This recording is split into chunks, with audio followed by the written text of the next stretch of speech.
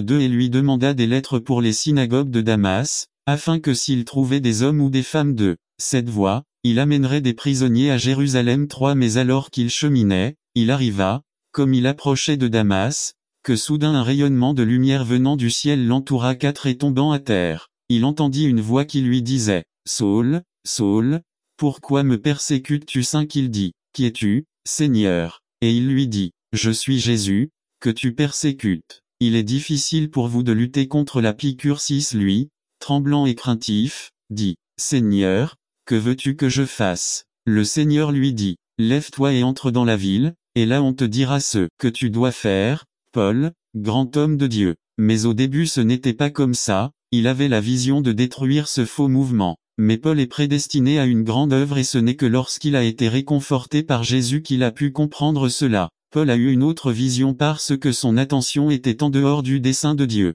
On peut être tellement perdu de vue et de concentration qu'on pense que tout va bien. Conclusion. Dieu veut que nous gardions notre attention sur lui parce que tout ce dont nous avons besoin est en lui seul. Regardez avec un regard totalement et exclusivement concentré sur lui. N'attendez pas qu'il soit trop tard. Devenez membre de la chaîne Today et bénéficiez de réconfort et de soutien dans les moments difficiles. Cliquez sur le lien dans la description de la vidéo. Mardi 9 avril 2024 Page 2 Je suis le bon pasteur résumé. Le bon berger a donné sa vie pour les brebis par Wilbur Madrariva. Je suis le bon pasteur Jean 10 11 à 15 Introduction. Ces jours-ci, j'ai été horrifié en lisant une note dans le journal. Dans une ville très proche de Mérida, les habitants ont été stupéfaits lorsqu'ils ont vu des chiens portant des parties d'un corps humain dans leur mâchoire. C'était un bébé humain. Au début de l'enquête, il s'est avéré qu'une jeune fille de 19 ans avait accouché dans le patio de sa maison, après avoir caché à ses proches sa grossesse, résultat d'une vie de promiscuité qui, d'ailleurs, était sa deuxième grossesse. Depuis lors le premier bébé a été donné en adoption. Puis, au fond de la cour, il a placé le nouveau-né vivant dans un trou et l'a recouvert de pierres. Plus tard, des chiens errants ont retrouvé le corps et ont commencé à le dévorer. Et c'est ainsi que le crime a été découvert. Lorsque la jeune fille a été arrêtée, elle a déclaré qu'elle l'avait fait par crainte pour sa famille. Je suis sûr que, comme moi, vous êtes également horrifiés par une telle démonstration de la nature humaine déchue. Et nous nous demandons comment a-t-il pu faire cela? Comment a-t-il pu assassiner un bébé sans défense? Puis j'ai commencé à penser que je ne valais pas mieux que cette fille de 19 ans. Comme elle, j'ai besoin d'un sauveur. Qu'à cause de mes mérites, je ne pourrai jamais être devant la présence de Dieu. Que mes œuvres et mes efforts ne me donnent pas de place auprès de Dieu. En fin de compte, même si je n'ai peut-être pas assassiné de bébé, la Bible dit que mes propres mérites ne sont pas à la hauteur de la gloire de Dieu et que je suis sans excuse devant lui et que je suis mort dans mes péchés et mes crimes. Je ne vaux définitivement pas mieux que cette fille de 19 ans. Et vous savez ni vous, frères, sœurs, nous avons tout besoin d'un sauveur, quelqu'un qui peut nous emmener au Père. Dans la Bible, les gens comme nous, qui ont besoin de quelqu'un pour les guider, les sauver, les conduire au Père, sont comparés à des brebis. Les moutons sont des animaux sans défense, victimes faciles de tout prédateur, incapables de se diriger. C'est pourquoi ils ont besoin d'un berger, quelqu'un pour les guider et prendre soin d'eux. Dans le livre du prophète Ézéchiel dans l'Ancien Testament, au chapitre 34, Dieu porte plainte contre ceux qui étaient censés diriger Israël,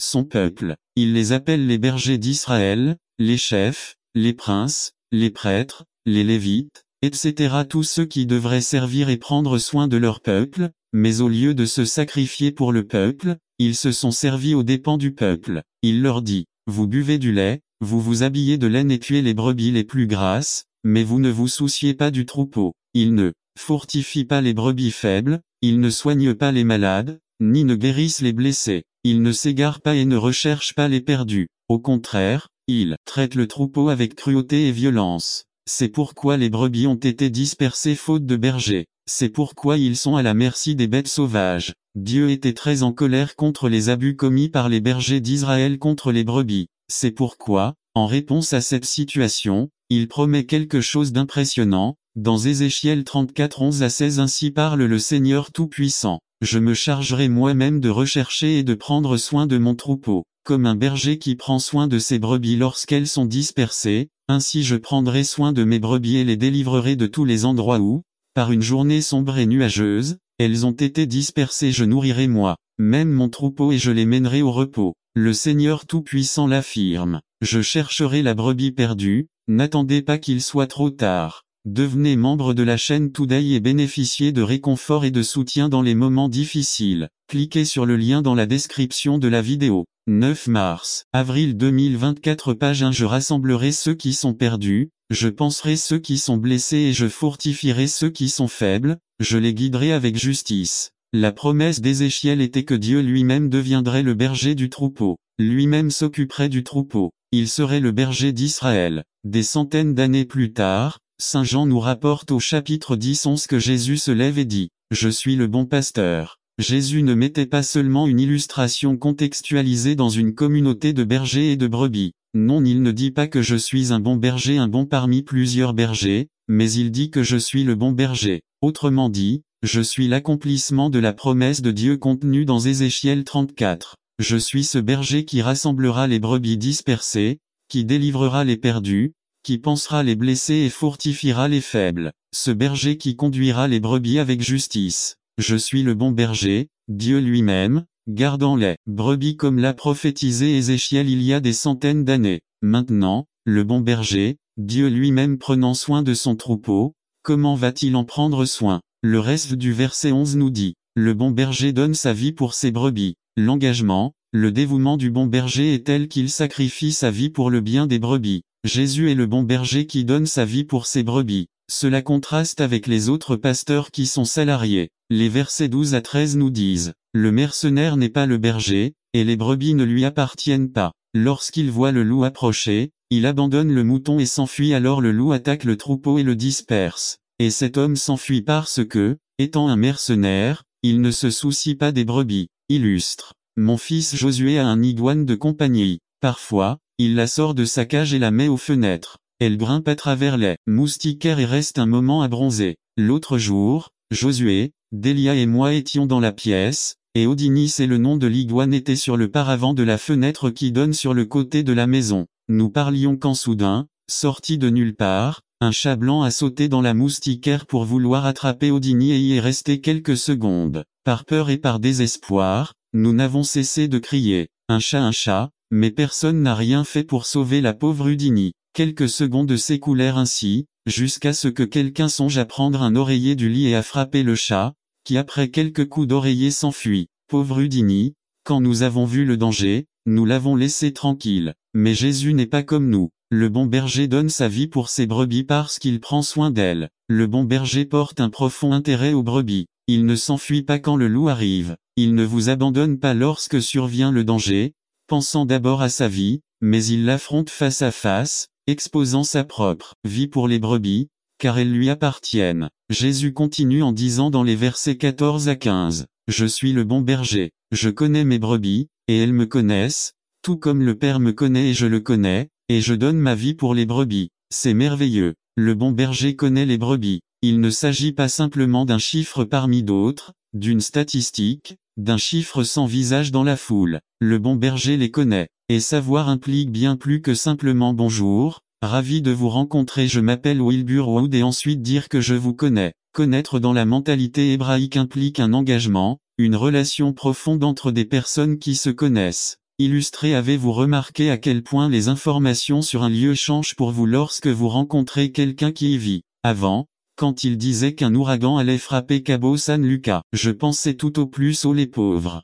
Mais maintenant, quand j'entends cette même nouvelle, j'ai un intérêt particulier pour l'actualité car j'y connais plusieurs personnes et surtout Manuel Ruiz et Eli Luna qui y vivent. Cabo San Lucas n'est plus seulement un nom, mais il a un visage pour moi, car j'y connais quelqu'un. N'attendez pas qu'il soit trop tard. Devenez membre de la chaîne Today et bénéficiez de réconfort et de soutien dans les moments difficiles. Cliquez sur le lien dans la description de la vidéo. Mardi 9 avril 2024 page 2 Connaître les gens change les choses. De même, le bon pasteur connaît ses brebis, en ce sens, et donne sa vie pour elles. Le bon berger a donné sa vie en pensant à ses brebis, et elles aussi le connaissent et le suivent. Jésus est le bon berger. Le bon berger donne sa vie pour ses brebis. Jésus est ce berger promis depuis les temps anciens et il donne sa vie pour les brebis parce qu'il se soucie d'elles et les connaît. Nous savons que dans la vie de Jésus, ses paroles n'étaient pas seulement un discours inspirant ou de bonnes intentions, sinon il a tenu ses promesses. Et ce jour-là, Après avoir été astucieusement jugé et injustement fouetté, il portait une croix qu'il ne méritait pas. Endurant les insultes, les moqueries et les crachats, il marcha comme un agneau qui va à l'abattoir, jusqu'au mont du Calvaire. Là, il étendit les bras et fut cloué sur la croix qui n'était pas la sienne. Il a subi l'agonie d'une des morts les plus cruelles qui soient. Il a vécu l'abandon du Père, le poids du péché est tombé sur ses épaules. Il ressentait une soif énorme. Et pourtant, il demande pardon pour ses bourreaux. Puis il s'écria d'une voix forte. C'est fini, tout est payé. Il n'y a plus de sacrifice à faire. Et puis, il rendit l'esprit et mourut. Et le plus important dans tout cela, c'est que son sacrifice n'était pas un accident, ce n'était pas un plan raté, ce n'était pas une fin tragique où le mal triomphe du bien. Non, son sacrifice était quelque chose qu'il avait décidé lui-même. Il s'est donné volontairement pour nous, parce qu'il est le bon berger. Le bon berger donne sa vie pour ses brebis. Jésus est mort pour les brebis, il se soucie de vous et il vous connaît. La bonne réponse à un si grand amour est de donner toute sa vie au bon pasteur, à Jésus-Christ et de le suivre pour toujours. N'attendez pas qu'il soit trop tard. Devenez membre de la chaîne Today et bénéficiez de réconfort et de soutien dans les moments difficiles. Cliquez sur le lien dans la description de la vidéo. Mardi 9 avril 2024 page 3 Je suis le chemin résumé. Seul Jésus est le chemin qui mène au Père par Wilbur Madra Riva Je suis le chemin, Jean 14:6 Introduction. Aujourd'hui, nous commençons l'une des célébrations historiques de la foi chrétienne. Aujourd'hui, nous nous souvenons de ce jour où Jésus provoqua un tumulte à Jérusalem lorsqu'en entrant, monté sur un poulain, les gens étendirent leurs manteaux et prirent les palmes pour célébrer son entrée dans la ville. Nous nous souvenons également que ce jour-là, les autorités religieuses n'étaient pas du tout d'accord avec ce qui se passait et comment elles réprimandaient Jésus pour ce que réclamaient ses disciples. Hosanna au fils de David. Béni soit celui qui vient au nom du Seigneur. Hosanna dans les hauteurs. Nous nous souvenons de la réponse de Jésus. S'il se taisait, les pierres crieraient. Nous nous souvenons de cet événement qu'on appelle désormais l'entrée triomphale de Jésus. Mais cette entrée à Jérusalem n'est pas un événement isolé relaté dans le Nouveau Testament. Cette entrée triomphale avait une signification profonde, c'était l'accomplissement de prophéties, d'attentes qu'ils avaient de génération en génération. Ce jour-là, à Jérusalem, il se passait quelque chose de bien plus significatif qu'un simple défilé d'une poignée de personnes animées d'une ferveur religieuse. Pour comprendre son importance, nous devons remonter des centaines d'années en arrière, à l'époque où le célèbre roi David était déjà dans les derniers instants de sa vie, comme nous le raconte le premier livre des rois au chapitre 1. David était très vieux. L'héritier du trône devait être établi rapidement, car du jour au lendemain, la vie de David s'éteindrait. Et rappelons que David avait eu de nombreux enfants. Plusieurs candidats au trône de Adonijah, l'un de ses fils, se proclame roi, dans le dos de son père. 3. Bethsabée, la mère de Salomon, rappelle à David qu'il avait promis que Salomon serait son successeur. David appela Psado le prêtre et Nathan et leur dit, « Prenez avec vous les serviteurs de votre maître, et mettez Salomon, mon fils, sur ma mule, et conduisez-la Gion et là, le prêtre Psado et Nathan le prophète loindront roi d'Israël, et vous sonnerez de la trompette, en disant, Vive le roi Salomon v. 33 à 34. 4. Ils l'ont fait comme David l'a indiqué. Psado oignit Salomon pour roi, puis ils sonnèrent de la trompette et tout le peuple monta après lui. Les gens jouaient de la flûte et se réjouissaient avec une telle joie que la terre se fendit au son de leur musique. 5. L'héritier légitime du trône de David venant sur un animal de somme et le peuple l'accueillant comme le roi légitime, en tant que roi unique et légitime d'Israël. C'est le contexte historique que nous avons dans l'entrée triomphale de Jésus. Ce qui se passait ce jour-là à l'extérieur de Jérusalem était la reconnaissance du roi légitime sur le trône, le fils de David, dont le royaume n'aurait pas de fin, le seul roi. Les prophéties le disent bien. Réjouis-toi grandement, fille de Sion, crie de joie, fille de Jérusalem, voici, ton roi viendra à toi, juste et sauveur, humble, monté sur un âne, sur un petit âne. Zacharie 9:9. Tout comme Salomon entra à Jérusalem sur la mule de David, ainsi, Jésus, le seul roi, entra des centaines d'années plus tard à Jérusalem en tant que seul roi légitime, héritier de David, en tant que roi des rois et seigneur des seigneurs. L'entrée triomphale, dont nous nous souvenons ce jour-là, établit que Jésus est le seul héritier du trône de David, personne d'autre ne peut prendre sa place. Il est le Seigneur. N'attendez pas qu'il soit trop tard. Devenez membre de la chaîne Today et bénéficiez de réconfort et de soutien dans les moments difficiles. Cliquez sur le lien dans la description de la vidéo mardi 9 avril 2024 page 1. Quelques jours après cet épisode significatif, Jésus était à la veille d'être livré, et il a un entretien assez approfondi avec ses disciples. Dans l'évangile de Saint Jean 14, nous avons une partie de ce dialogue. Dès le verset 1, Jésus commence à rassurer ses disciples car ils étaient désespérés à l'annonce de son départ. Il confirme qu'il reviendra vers eux, mais il doit d'abord partir. Thomas demande, « Où vas-tu? Quel est le chemin ?» Jésus lui répond au verset 6, « Je suis le chemin, la vérité et la vie, personne ne vient au Père que par moi. » v. 6. L'héritier du trône de David, qui était entré à Jérusalem confirmant que en fait, il affirme maintenant, non pas qu'il connaît le chemin, qu'il connaît la vérité et la vie, mais qu'il est le chemin, la vérité et la vie, et plus encore personne ne peut atteindre le Père sauf par Jésus. Seul Jésus est le chemin vers le Père. L'héritier légitime de David est le seul chemin vers le Père. Il n'y a personne d'autre, ni rien d'autre. Si ce n'est pas par lui, nous n'atteindrons jamais le Père. Personne ne vient au Père que par moi, dit Jésus. Notons l'exclusivité que dénotent ces mots. Jésus ne le dit pas,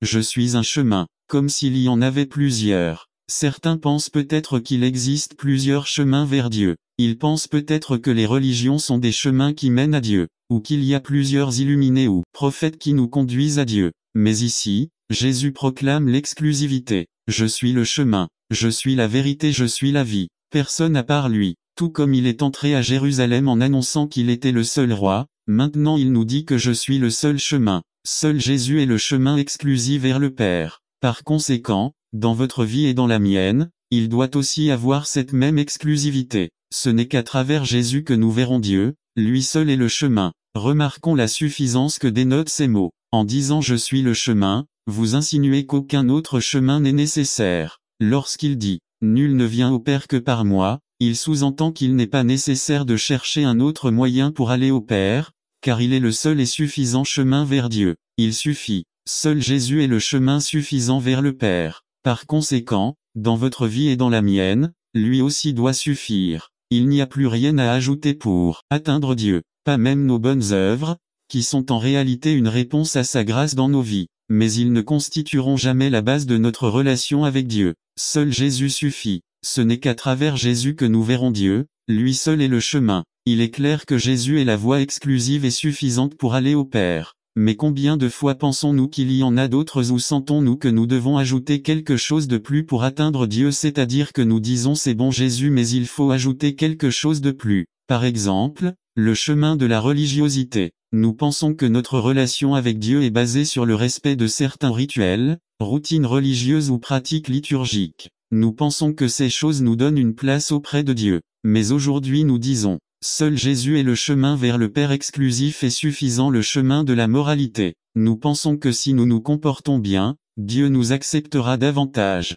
Autrement dit, notre relation avec Dieu est basée sur les bonnes choses que nous faisons. Mais aujourd'hui nous disons, seul Jésus est le chemin vers le Père exclusif et suffisant, le chemin de l'activisme. Nous pensons qu'en faisant beaucoup de choses au service de Dieu et des autres, n'attendez pas qu'il soit trop tard. Devenez membre de la chaîne Today et bénéficiez de réconfort et de soutien dans les moments difficiles. Cliquez sur le lien dans la description de la vidéo. Mardi 9 avril 2024 page 2. Nous serons sûrs de notre place auprès du Père. Nous pensons que plus je rends service à Dieu, plus Dieu m'aimera. Mais aujourd'hui nous disons que seul Jésus est le chemin vers le Père exclusif et suffisant. Nous ne disons pas que nous ne devrions pas participer passionnément aux pratiques de dévotion biblique telles que la prière, la lecture de la parole, le culte en congrégation, etc. Nous ne disons pas non plus qu'il ne faut pas abandonner toutes sortes de pensées, d'actions et de paroles qui déshonorent Dieu. Nous disons encore moins que nous ne nous engageons pas à servir Dieu dans les divers ministères qui font progresser le royaume de Dieu. Au contraire, bien sûr, nous devons pratiquer la vie dévotionnelle, nous devons rechercher la sanctification et l'engagement envers le Christ et son Église. Ce que nous disons, c'est que toutes ces choses sont la réponse, la conséquence, l'effet d'avoir été accepté par le Père, grâce à avoir été prise à lui, par grâce, par la seule voie exclusive et suffisante, qui est Jésus-Christ. Ces choses ne sont pas la base de notre relation avec Dieu, mais l'effet, la conséquence, La réponse à la relation que, par la grâce de Dieu, nous avons reçue à travers Jésus, l'unique chemin vers le Père. Nous n'ajoutons rien à l'œuvre de Jésus-Christ en tant que médiateur. Il est exclusif et il suffit. Conclusion, c'est pourquoi, ce jour-là, nous nous souvenons de l'entrée triomphale de Jésus-Christ. Lorsqu'il arriva à Jérusalem monté sur une bête de somme, signifiant qu'il était le seul roi légitime, l'héritier du trône de David, dont le royaume n'aura pas de fin. Ce jour-là, nous affirmons également que notre roi légitime a également dit « Je suis le chemin, la vérité et la vie, personne ne vient au Père que par moi ». Notre roi Jésus-Christ est celui qui nous conduit à Dieu. Seul Jésus est le chemin vers le Père. C'est un chemin exclusif et suffisant. Nous n'avons besoin de personne ni de quoi que ce soit d'autre. Seul Jésus nous amène au Père. Affirmez votre foi en Jésus. Grandissez dans votre confiance en Christ. Augmentez votre fidélité à Jésus. À la cercarte dei accent aigu à la mesa, confirma-tu en Jésus, pu gracia assu obra de rédemption, tenemo librera axezo al padre, que no aemo accent aigu tantôt que lo envio para que todo aquel que el créneau se pierda ema accent aigu estanga vida eterna para la gloire de Dieu. N'attendez pas qu'il soit trop tard. Devenez membre de la chaîne Today et bénéficiez de réconfort et de soutien dans les moments difficiles. Cliquez sur le lien dans la description de la vidéo mardi 9 avril 2024 page 3 mensonge crédible. On ne peut pas se tromper si ça fait du bien. Résumé.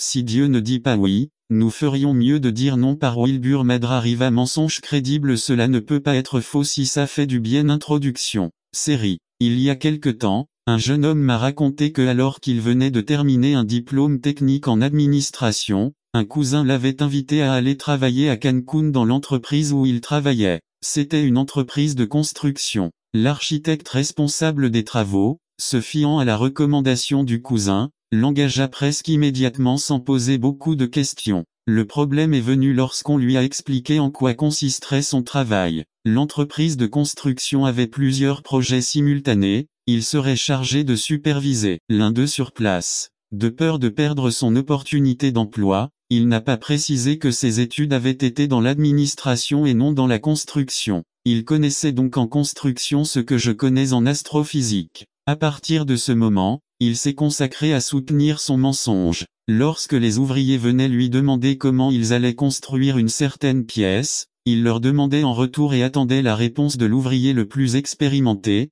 puis il disait d'accord, faisons-le comme il le dit. Il passa ainsi plusieurs semaines caché derrière son mensonge, jusqu'au jour où un mur ne fonctionnait pas comme il le devrait. Lorsqu'un architecte est arrivé, il était en colère et a demandé qui avait ordonné que cela se fasse ainsi. Les ouvriers l'ont pris pour cibler, à la fin, il a dû dénoncer leur tromperie, devenant ainsi un autre chômeur du secteur de la construction. On ne peut pas vivre longtemps dans le mensonge. Tôt ou tard, les conséquences du mensonge nous arrivent. Mais savez-vous ce qui est pire que de vivre dans le mensonge? C'est croire au mensonge. Parce que lorsque vous croyez à un mensonge, il n'est même pas évident pour vous que vous détruisez votre vie et celle de ceux qui vous entourent. Et nous voulons faire référence à ces mensonges auxquels nous croyons parfois ce mois-ci. Aujourd'hui, nous commençons une nouvelle série de sermons que nous avons appelés « Mensonges crédibles », car ils sont très courants et largement crus. Nous essaierons de les démasquer à la lumière de l'Écriture. Aujourd'hui,